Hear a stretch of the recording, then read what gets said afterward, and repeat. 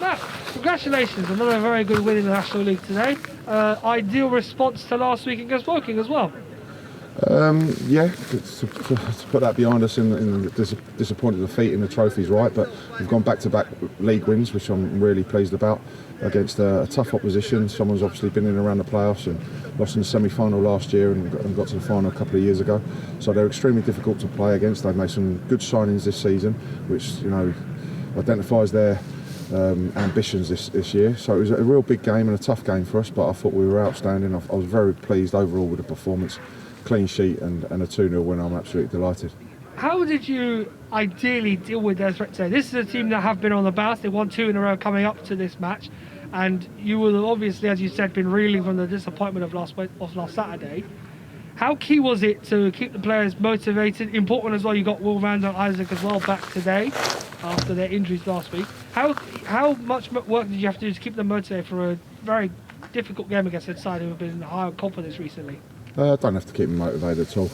I mean, you know, the position we're in, training every time we come in for a training session, it's extremely bubbly and there's a great team spirit in there, and the lads are fully focused on the job in hand. So motivation is not one thing I'm concentrating on at the moment because of the recruitment myself and Jason have done. So make sure that we've got a good bunch of players in there. We've just concentrated on the next game and doing our preparation like we do with Boreham and their threats. Tish Manga's a real handful on the shoulder and has obviously got goals in him. And then, you know, they've got a different dimension when they bring Reed on, who again has got great experience at this level and is a real handful. But I thought we defended brilliantly today and dealt with both of those threats extremely well. It's another clean sheet. You obviously take pride in those, and it's a very important one again today. But I wanted to sound out Louis John today because it's been a while since he found the net. He had an all-round good performance today, but I think it's clear to see him and the defence playing the way they've done recently. It's starting to show a lot more on the pitch that these results are giving you the rewards that you're seeking. Yeah, like you said, another clean sheet is usually pleasing. It's not just the back four though. Louis John, Ben Goodliff, outstanding. Rob Milson, John Barden. Bazanis hasn't been called on too much in recent weeks. He's made 2 saves today. One was probably from an unlikely miskick or from one out of his hands.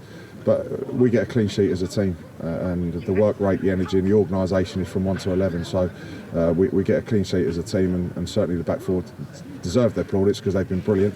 Louis John and 2 centre halves, but yeah, we're all in it together on the clean sheets, aren't we? Excellent. Let's talk about that second goal today. Was the pick of the bunch. You don't often see Will Randall turn and add these afterburners on after a game like that. But he scored probably one of the finer goals that we've seen. We used to see David do that on a regular basis.